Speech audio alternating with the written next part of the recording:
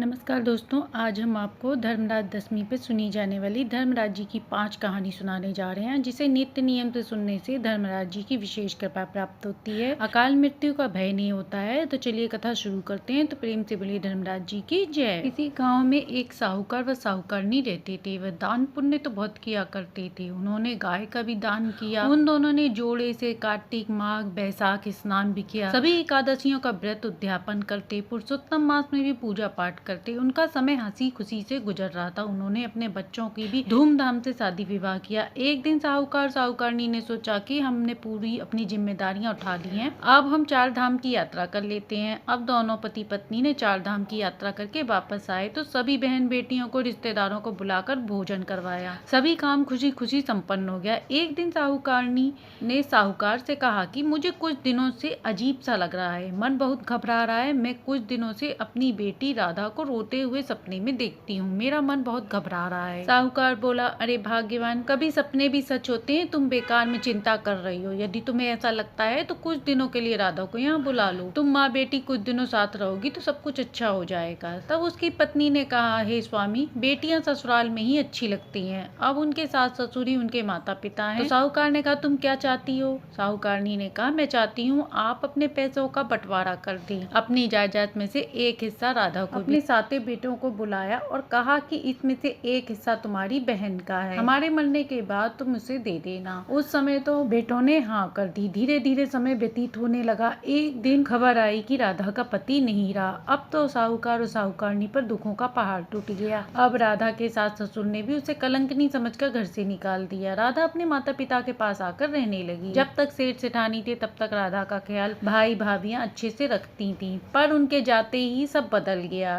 राधा अपने हिस्से में रहने लगी। राधा धार्मिक थी। वह रोज पूजा पाठ करती, ब्राह्मणों को भोजन कराकर ही भोजन करती। राधा के आंगन में एक तुलसी का क्यारा था और एक गाय का ग्वारा।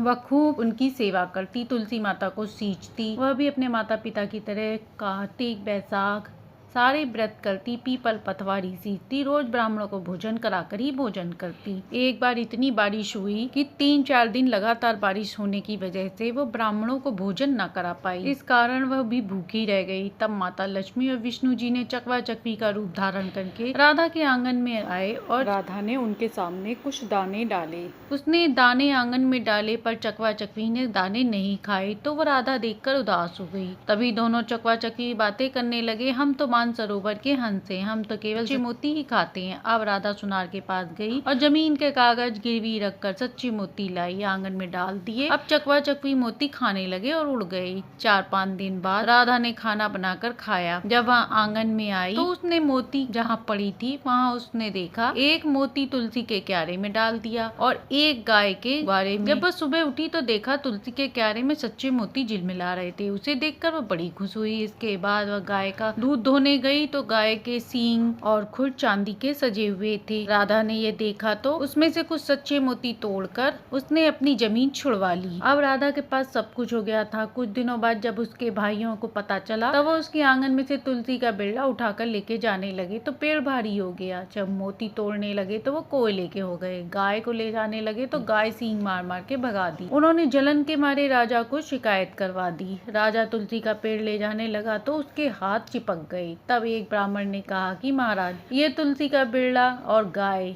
आपको लेनी नहीं चाहिए थी। यह सब तो राधा के सत का प्रताप है। यदि आपको हाथ छुड़वाना है तो आप राधा से क्षमा मांगे। राजा को अपनी गलती का एहसास हुआ। उसने राधा से क्षमा मांगी। कुछ समय व्यतीत हो रहा था। राधा बीमार पड़ गई। उसने अपनी गाय ब्राह्मण को दान कर दी। राधा की तबीयत ज्यादा खराब होने से काल उसके सामने आकर खड़ा हो गया और राधा की मृत्यु हो गई। राधा बहुत पवित्र थी। उसने गाय का दान किया था, इसलिए वह क्षण भर में ही वैतरणी नदी पार गई। उसने अपने समय पे वस्त्र दान भी किए थे, जिससे उसको शरीर पर वस्त्र मिले। वह रोज ब्राह्मण को भोजन कराकर ही भोजन करती थी, इसलिए उसे दुखी और भूखा नहीं रहना पड़ा। यम का रास्ता उसके लिए आसान था। यमदूत धर्मराज जी से कहा कि धर्मराज जी, हम इस पवित्र आत्मा को लेकर आए हैं, अब आप आज्ञा दें। धर्मराज जी ने चित्रगुप्त से उसका लेखा जोखा सुना कि इसने अपने जीवन में खूब दान पुण्य अच्छे काम किए, खूब व्रत उपवास गाय दान भी किया है, पर धर्मराज जी इसने कभी भी आपके नाम का कोई व्रत दान पुण्य नहीं किया। तब यमराज जी ने कहा कि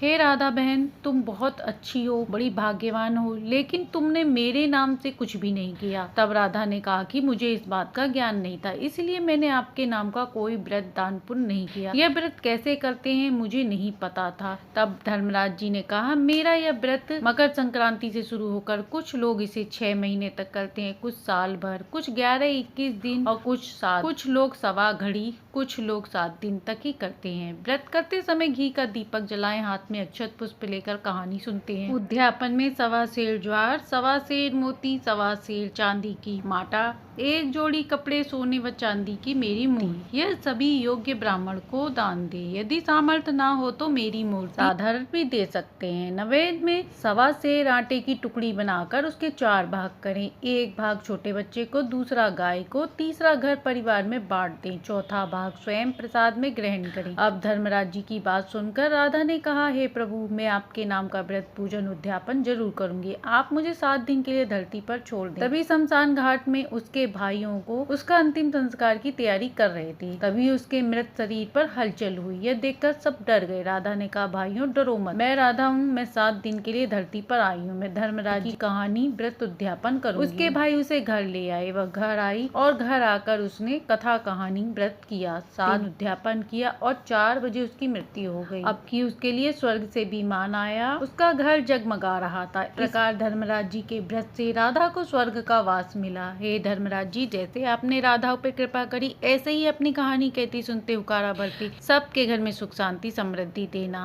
अब सुनते दूसरी कहानी। किसी नगर में एक लकड़हारा रहता था। वो बहुत गरीब था और लकड़ियां बेचकर अपना जीवन यापन करता था। एक बार पड़ोसन के कहने पर उसकी पत्नी ने धर्मराज जी का व्रत नियम उठाया। उसका पति जब लकड़ी लेकर आता तो वह हमेशा उसमें से एक लकड़ी निकाल कर रख देती। सबसे पहले वह स्नान करती, पीपल पथवारी सींचती, इसके बाद धर्मराज जी की कथा कहानी कहती। ऐसा करते करते उसे 1.25 महीने बीत गया। एक दिन वह स्नान करके पूजा का नियम पूरा करने के बाद लकड़ी बेचने गई। धर्मराज जी का नाम लेते ही लकड़ियां चंदन की हो गई। कुछ लोगों ने देखा तो राजा को बताया। तब वहां पहुंचकर राजा बोला कि ये लकड़ियों का क्या मूल्य है। तब लकड़हारे की पत्नी ने कहा, आप जो दे देंगे वह मैं ले लूं, परंतु आज हमें 5 ब्राह्मणों को भोजन कराना है, इसलिए इतना पैसा दे दीजिए जिससे मैं ब्राह्मणों को भोजन करा सकूं। राजा ने अपने सिपाही के हाथ इतना सामान भिजवा दिया कि इससे पेट भर ब्राह्मण भोजन कर ले। ब्राह्मणों ने खूब भोजन किया, आशीर्वाद दिया। धर्मराज जी का नित्य नियम निभाने से उसकी झोपड़ी महल में बदल गई। उसके घर में धन दौलत सब कुछ हो गया। जब उसका पति घर आया तो उसे घर दिखाई नहीं दिया। उसने अपनी पड़ोसन से पूछा तो पड़ोसन ने कहा, तुम तो लकड़ियां बेचते थे, तुम्हारी पत्नी धर्मराज जी का नित्य नियम निभाती, आज उसने ब्राह्मण भोज कराया है। इतने में उसकी पत्नी ने आकर कहा, यही हमारा घर है। यह देख पति बोला, तुमने ऐसा कौन सा पुण्य किया जो यहाँ झोपड़ी थी अब महल में बदल गई। तब पत्नी ने बताया कि मैंने धर्मराज जी का नित्य नियम निभाया है और मैं हर रोज आपकी लकड़ी में से एक लकड़ी निकाल लेती थी और वह सभी लकड़ियां धर्मराज जी की कृपा से चंदन की हो गई। राजा ने सभी लकड़ियां खरीदकर मुझे इतना सामान दिया कि मैं ब्राह्मण भोजन करा सकूं। इसके बाद मैंने ब्राह्मणों को भोजन कराया और इन सब का पुण्य मुझे मिला। यह सुनकर उसका पति धर्मराज जी की जय जयकार लगाने लगा। इसके बाद दोनों पति पत्नी सुख पूर्वक जीवन यापन करने लगे और मरने के बाद स्वर्गलोक को गए।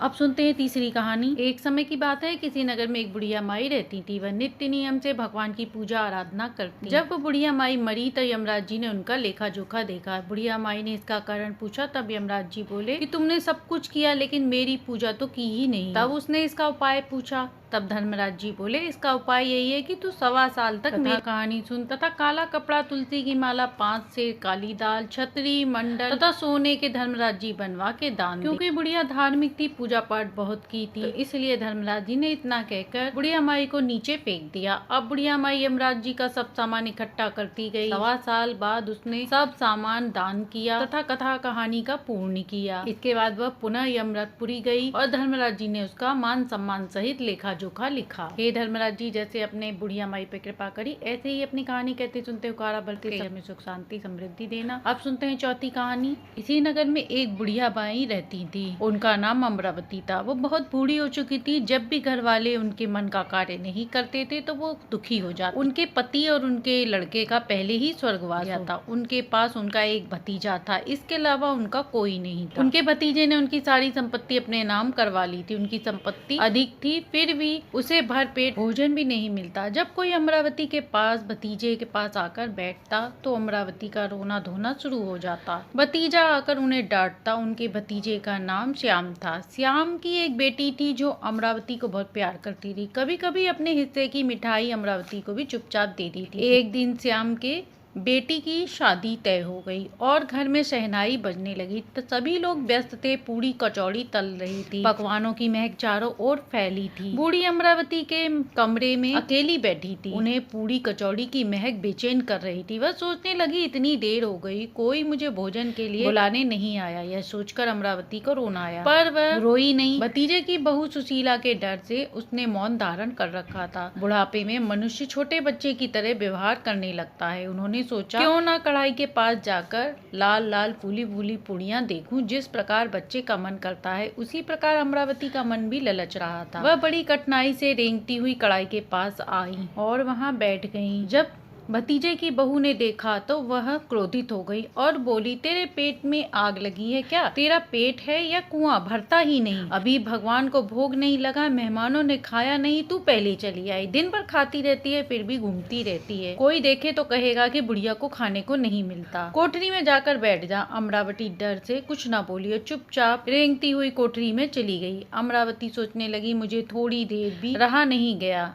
मैं मेहमानों के खाने तक वहाँ पहले ही पहुँच गई। अब जब तक कोई बुलाने नहीं आएगा तब तक मैं नहीं जाऊंगी। थोड़ी देर खाना शुरू हो गया। मेहमान खाना खाने लगे। देवी गीत शुरू हो गए। अमरावती भी गुनगुनाने लगी। उसे फिर लगा कि गाते हुए बहुत देर हो गई। अब लोग खाना खा चुके होंगे और कोई बुलाने नहीं आया। वह सोचने लगी, मैं कोई मेहमान थोड़ी हूँ। आज तो मैं तरकारी पूड़ी मिठाई सब खाऊंगी, स्वादिष्ट भोजन मिलेगा। वह सरकती हुई आई। इस बार भी वह मेहमान खाना खा रहे। सभी उठकर खड़े हो गए। कहने लगे, ये बुढ़िया कौन है, कहाँ से आई है? अब श्याम से रहा नहीं गया। वह क्रोध से तिलमिला उठा। वह पूड़ियाँ परोस रहा था। पूड़ियों का थाल पटककर अमरावती को घसीटता हुआ कोठरी में ले गया। अमरावती बेहोश हो गई। श्याम ने उसे पटककर छोड़ दिया। जब उसे होश आया तो उसे की आवाज सुनाई नहीं दे रही। 11 बजे थे। सभी खाना पीना खाकर सो गए। अमरावती सोच रही थी कि क्या मेरा पेट काटकर इन लोगों के पास धन जुड़ जाएगा? इन लोगों को मुझ पर दया नहीं आती। गिलानी से उसका गला भराया।